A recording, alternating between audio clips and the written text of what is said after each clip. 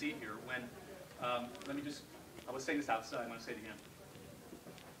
American banks and hedge funds are exposed to European junk debt. And when this crisis in Europe unravels, and when we see not just Greece and Italy, but Spain and all the other countries essentially defaulting and they can't survive, when essentially we're going to bail all these other guys out, we can't bail them all out, you're going to see that America, China, and all these other countries will be deeply involved in this crisis, much worse than it is right now. And I think we're going to see this happening, if not in December, January 2012. And lastly, I just want to say this. Today is a Saturday, and I know that a lot of folks tonight are going to be sitting home watching X Factor. I would say this. See, this is the problem we have in this society.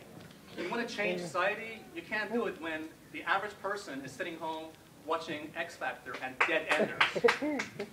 All right? If you're watching Dead Enders or EastEnders or whatever it is every single night, and then you complain about how our society sucks and I don't have any money, well, guess what? Get out here and help these people. You know, support these people. You know, these protests are not about anti-capitalism or socialism. It's about our democracy. Again, the fact that we don't have a true democracy is a theater show. It's all a theater show so that we can say, oh yeah, here we go, we vote for Mr. Obama, Mr. Cameron, but really they're just answering to Goldman Sachs. So what I'm saying is, look, instead of vegging out every single night and watching those crappy TV shows, get out here and help these guys, help you out, all right? And I'll say this as well.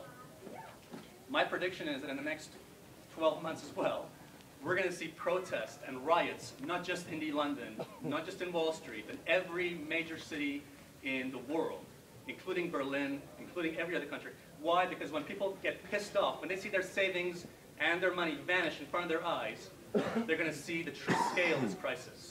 And that's when they're going to realize they should have supported you instead of sitting home and watching those shows. But I also want to say this too before I finish. We've got to be realistic about how much we can achieve with these protests. Okay? We've got to be realistic. I don't believe we can change Wall Street by these protests, and I'll say to you why.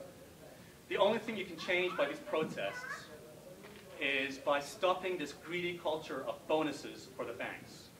The BBC called me up, called me up the other day and asked my opinion. I'm going to say this again. I have a relative who was shot in Afghanistan in the U.S. Army. One of my relatives shot in the U.S. Army in Afghanistan.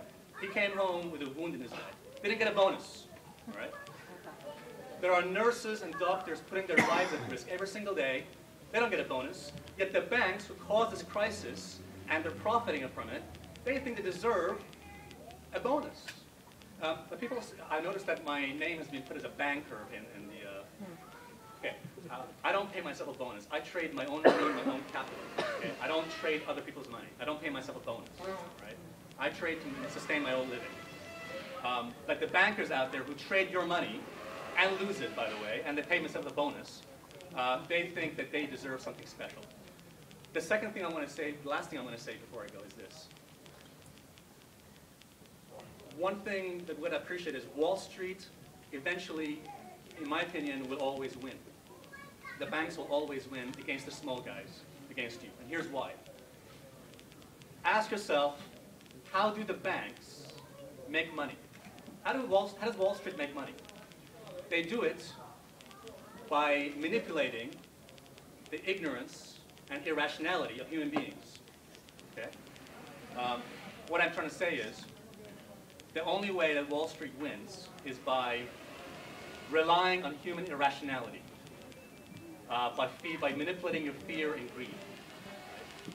Just give you an example. This is one thing I know. In a situation, when a market crashes, when a market goes down, what usually happens is that when stock prices fall, the biggest temptation people have is, when they see stock prices fall, is they think, oh, it's a bargain. Stocks are cheaper. So your broker gives you a call saying, hey, listen, buy these stocks, they're cheaper. They're down 20%. So the average human person thinks, oh, he's right. Stocks are cheaper, it's a discount, buy low, sell high, and they go buy them. Sorry, technical point. Could people move slightly further into the room? It's filled up. You've got a popular full house road.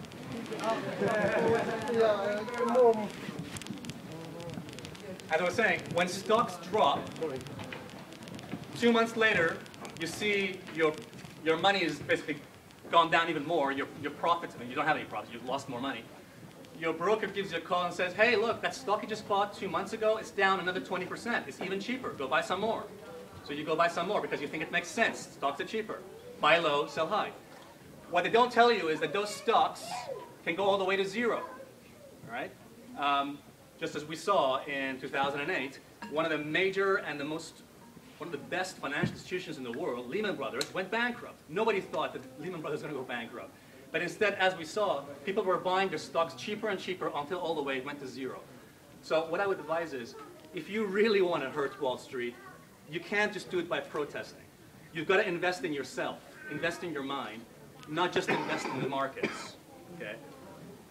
As I mentioned before, Wall Street makes money by human ignorance of the financial markets and by human irrationality. You want to hurt them?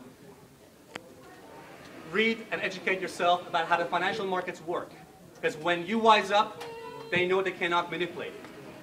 Thank you. I'd like to ask you a question. One minute, please. I'd like to ask you one question. I just would like to facilitate this, not everybody shouting. So there's one question, an important question.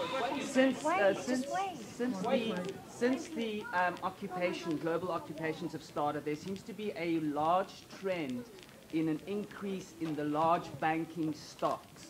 Now, I find this, is it accurate? I mean, this is as reported by the Kaiser report. Generally, most of what I've seen seems to be corroborated.